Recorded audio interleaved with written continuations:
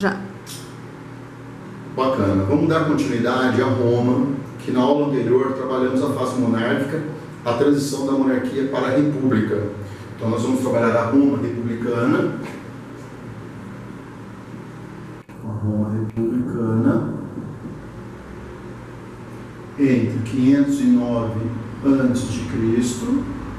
a 27 a.C., portanto, século 6 a.C., século I a.C. Esse é o período que estudaremos. Uma coisa que eu gosto de destacar sempre é que 509, 6 a.C., início da República, é muito final do século 6. Então, hoje, praticamente, trabalhamos no século 5 a.C., no seu início. Não nos esqueçamos que as datas elas vão retroagir. Estamos antes de Cristo. Vamos pegar um gancho da aula anterior, da aula passada, para fazermos uma introduçãozinha aqui. Nós vimos que a República Romana, res pública, coisa pública, tem como principal estrutura de poder o Senado. O Senado de presença exclusiva dos patrícios.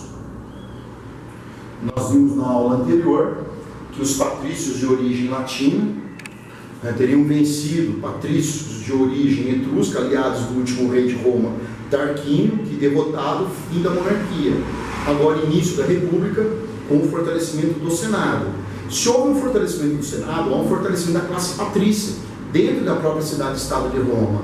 Aqui que nós começamos a perceber que a massa plebeia romana, que também é cidadã, também são cidadãos romanos, mas por serem plebeus e com menos direitos políticos, passam a pressionar o Estado romano, portanto o Senado romano, portanto os patrícios romanos, por mais direitos políticos. Daí a importância de nós entendermos a organização da estrutura do Estado romano republicano. Então não nos esqueçamos do seguinte: em Roma nós temos as chamadas magistraturas. As magistraturas romanas são cargos públicos.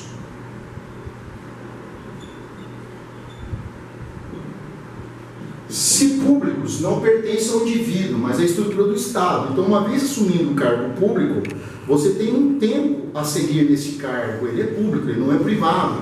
Mas nós percebemos que os principais cargos públicos, as principais magistraturas controladas pelo Senado, na verdade, elas são controladas pelos patrícios. Daí uma pressão dos plebeus em relação aos patrícios, em relação ao Senado do Estado romano, por mais direitos políticos, inclusive terem direitos a terem suas próprias magistraturas. É o início das tensões entre patrícios e plebeus, que chamaremos de luta de classes, que se estenderá por todo o período republicano romano. É importante percebermos que essas magistraturas, a principal delas, são os cônsules. Então nós tínhamos 2 cônsules.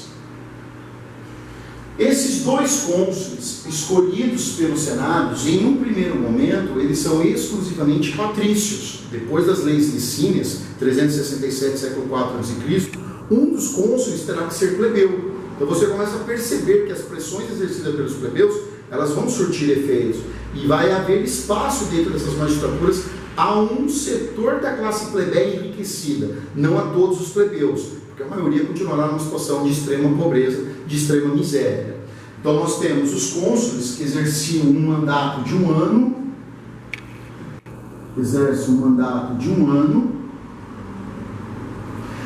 Durante esse 1 ano, esses 2 cônsules, a princípio patrícios, eram os principais responsáveis, porque hoje talvez chamaríamos de um poder executivo, por administrar a própria cidade-estado de Roma, para administrar os próprios romanos. Durante 1 ano, assumem o mandato, administram Roma, entregando o poder do mandato para próximos 2 cônsules a serem escolhidos.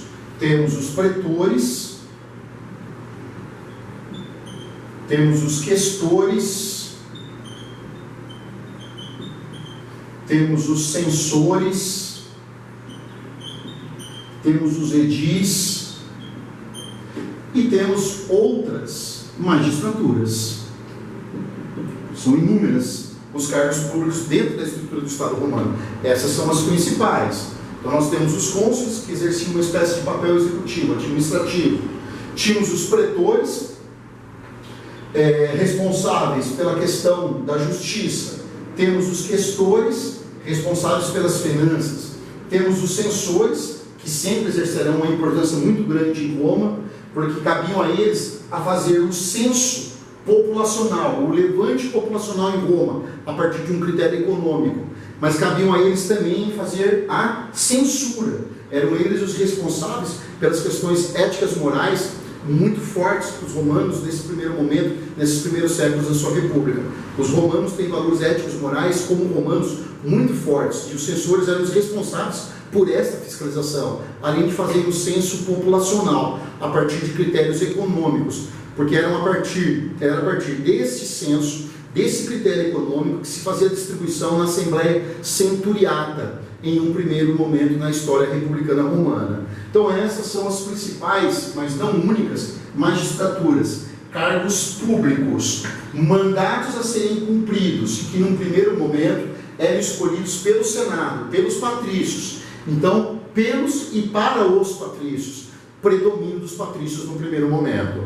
O que eu gostaria que vocês fizessem uma leitura e um estudo em relação a isso? Por isso nós vamos trabalhar aqui a questão da cronologia para mostrar a evolução dos fatos históricos para vocês. Nós vamos perceber que desde um primeiro momento da história republicana, desde um primeiro momento, a plebe percebe o fortalecimento da classe patrícia com a queda, com a derrubada da monarquia e com o fortalecimento do Senado. Não se esqueça que são os senadores que escolhem as principais magistraturas. Então são os senadores patrícios que escolhem quem governa Roma.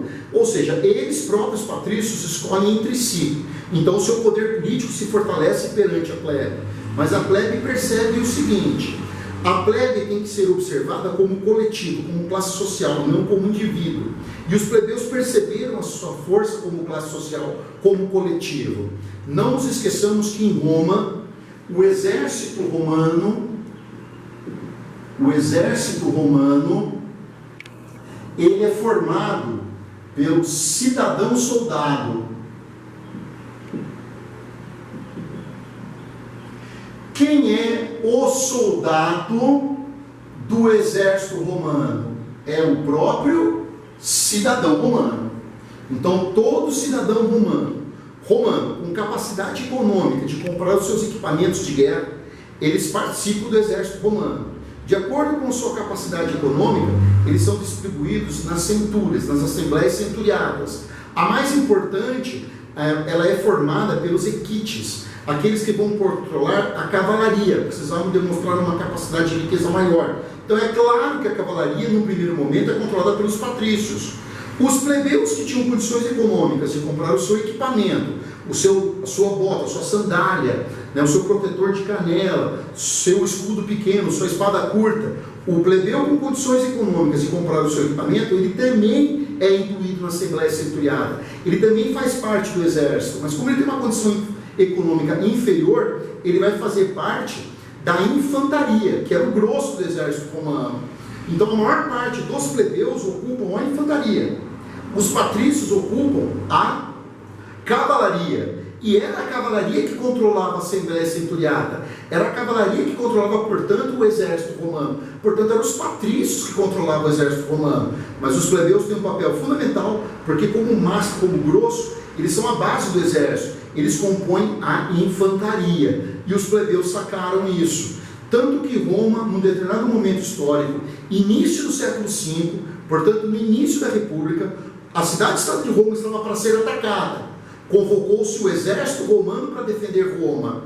Os plebeus fizeram uma greve, cruzaram os braços, simplesmente dizendo que não participariam do exército, não iriam compor a infantaria naquele momento, caso seus direitos reivindicados não fossem atendidos. Então o que os plebeus fizeram? Souberam se unir como coletivo, souberam pressionar o Senado e os patrícios para que esses aprovassem mais direitos a eles, plebeus, como cidadãos. Caso contrário, eles não ocupariam o exército romano na defesa da cidade-estado de Roma. Foi o momento que eles foram para o Monte Aventino e lá se reuniram e disseram que só saíam de lá depois que o Senado aprovasse determinados direitos a eles, plebeus. É aí que nós começamos, de maneira cronológica, destacar os principais fatos históricos dentro da chamada luta de classes, conflitos entre patrícios e plebeus ao longo de todo o período republicano. Uma data importante a destacarmos em relação a esse assunto é 494 a.C. Então não se esqueça do seguinte: estamos em 494 a.C. A República Romana começou em 509 a.C.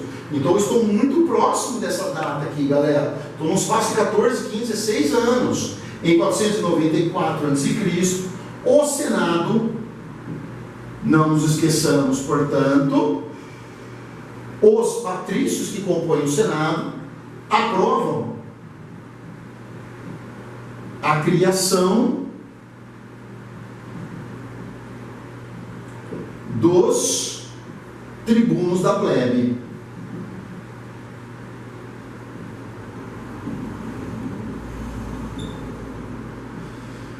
Quem são os tribunos da plebe? Os tribunos da plebe começam a existir em Roma a partir de 494, e com o passar dos séculos o número dos tribunos da plebe no Senado eles aumentaram. O tribuno da plebe é o representante do plebeu, é aquele que representa a plebe no Senado. Já que os plebeus não podem ter um senador, já que os plebeus não podem ter alguém no Senado sendo da plebe, que eles tenham no Senado alguém que eles represente, é o tribuno da plebe, e que inclusive pode ser um patrício. Um patrício eleito tribuno da plebe defende os interesses dos plebeus no Senado, inclusive com poder de veto. O que significa isso? Se o Senado aprovar algo que ele, tribuno da plebe, considere prejudicial aos plebeus, ele tem o poder de vetar e abrir toda uma nova discussão em torno desse assunto. Então ele tem o direito de propor e de vetar leis dentro do Senado, que até então é exclusivo dos patrícios. Então é um bom exemplo para mostrar como os plebeus perceberam que coletivamente eles têm uma força de pressão política sobre o Senado, e com isso foram aos poucos obtendo direitos políticos como cidadãos que são na cidade-estado de Roma. Outro fator importante e fundamental foi a criação em 471 da Assembleia Plebeia.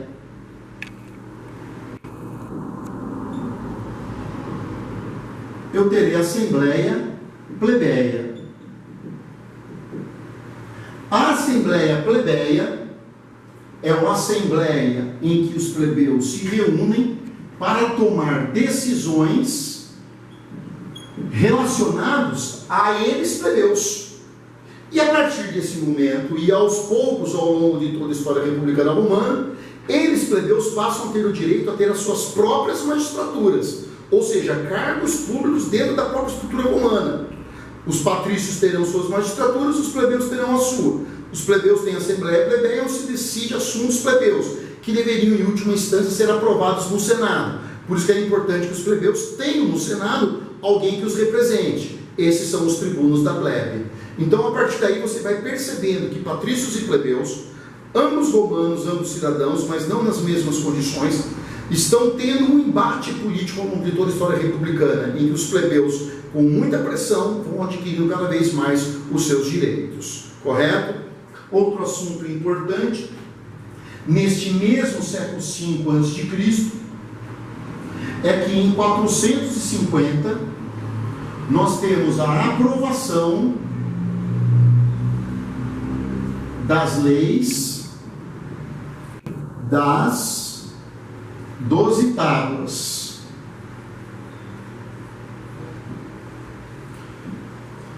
Essas leis cravadas em 12 tábuas, mais tarde Roma atacada pelos gauleses, o Senado é incendiado. Mais tarde essas tábuas serão colocadas em bronze, essas leis serão colocadas em bronze, mas são chamadas a princípio de 12 tábuas. É um conjunto de várias leis aprovadas pelo Senado romano. Por isso, escolheu-se os 10 decêmviros, 10 cidadãos romanos que vão à Grécia, para na Grécia, que nós já estudamos, estudar as leis gregas, inclusive as leis escritas dos gregos. Esses 10 decêmviros de volta à cidade-estado de Roma serão os principais responsáveis por formular as leis das 12 tábuas. Essas leis estão sendo estabelecidas a partir desse momento, os direitos e os deveres de todo cidadão romano. os patrícios e os plebeus. Não necessariamente no mesmo nível, porque o Estado trata patrício de uma maneira e plebeu de uma outra maneira, mas estão estabelecidas leis, direitos e deveres para ambos. Outro fator importante, 445. Reparem, tudo antes de Cristo, e no mesmo século V a.C., no primeiro século da República Romana, onde você percebe a organização da estrutura do Estado romano e um jogo de tensão de interesses políticos entre patrícios e plebeus. 455, nós temos a Lei Canuleia. A Lei Canuleia permite o casamento, a união entre patrícios, de uma família patrícia, plebeus, de uma família plebeia, e a união entre eles. É claro que nós vamos aprofundar isso mais tarde e perceber o seguinte: a partir das leis canuleias é permitido o casamento entre patrícios e plebeus, a união de famílias patrícias e famílias plebeias. Famílias patrícias só se aproximarão de famílias plebeias se houver interesse político e econômico. Então é importante você perceber que já desde o século V, 4, 3 a.C., famílias plebeias, não todas, mas algumas famílias plebeias estão no processo de enriquecimento, estão se tornando famílias importantes dentro de Roma. Então interessa a determinadas famílias patrícias a aproximação dessas famílias plebeias. Nós vamos aprender que ao longo do período republicano há uma tendência de empobrecimento da plebe. Porém, determinadas famílias plebeias, principalmente através da atividade comercial, passarão por uma ascensão econômica. E haverá inclusive uma aproximação entre famílias plebeias e patrícias, que mais tarde nós vamos chamar de uma nobreza patrício-plebeia. É um assunto que a gente explora mais tarde dentro das chamadas consequências da expansão romana. Bacana? Uma outra lei que eu gostaria de destacar aqui com vocês são as leis licínias. 367 a.C. Então já é século IV. Em 367 a.C. nós temos as leis licínias, de Licínios. As leis licínias, elas vão estabelecer duas questões fundamentais para Roma. Vai estabelecer que um dos dois cônsules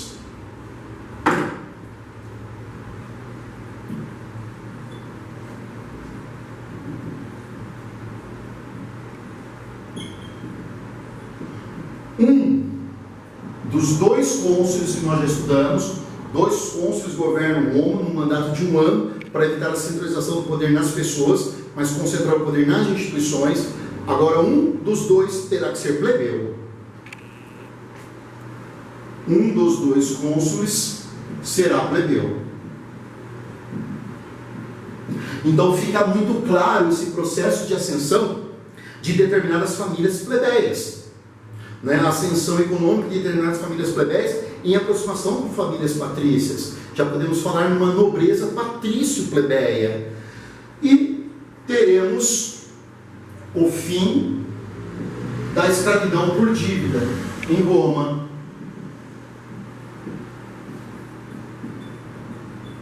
Teremos o fim da escravidão por dívida para o romano.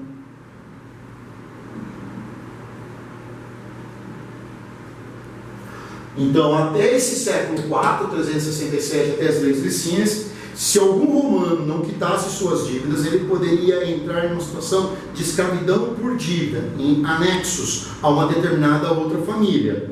Uma vez pagado a dívida, ele seria libertado. Não pagou, ele termina sua vida como escravo. Mas a partir do século IV a.C., não temos mais escravidão por dívida em Roma. Você, romano, que deve, o credor tem que encontrar uma forma de você pagar a sua dívida, mas não pode mais escravizá-lo. Ou seja, a partir do século IV a.C., em Roma, o romano não pode mais ser escravizado. Ele pode vir a virar um escravo como prisioneiro de guerra de um outro povo em uma outra região. Mas dentro da cidade-estado de Roma, romano não pode mais ser escravizado. É o fim da escravidão por dívida. Este é um fator fundamental. E por último, nos nossos últimos minutinhos, eu gostaria de citar a Lei Hortência. A Lei Hortência já século III a.C., ela é fundamental para entendermos o seguinte: a Lei Hortência, do século III a.C., estabelece que aquilo que foi aprovado na Assembleia Plebeia, aquela criada em 471 a.C., nesse século III, a partir do século III a.C., a partir da Lei Hortência, o que for decidido na Assembleia Plebeia vale para a cidade-estado de Roma como um todo, ou seja, vale para todos os romanos, inclusive para os patrícios, e não apenas para os plebeus. Esta Lei Hortência, século III a.C., é um fator de fortalecimento da Assembleia Plebeia dentro da cidade-estado de Roma. Então, a partir disso, você percebe o fortalecimento dos plebeus dentro de Roma como cidadãos ao longo do período republicano. O que nós vamos ver na próxima aula? A expansão romana e suas consequências. Uma das consequências foi o empobrecimento da grande maioria dos plebeus, que muitos empobrecidos se dirigem inclusive para a cidade, êxodo rural. Mas algumas famílias plebeias se enriquecem, algumas famílias plebeias com comércio se enriquecem, se aproximam de famílias patrícias, a nobreza patrício-plebeia, e serão fundamentais na história republicana, na sua fase final, na sua transição república para o império. Bacana? Valeu!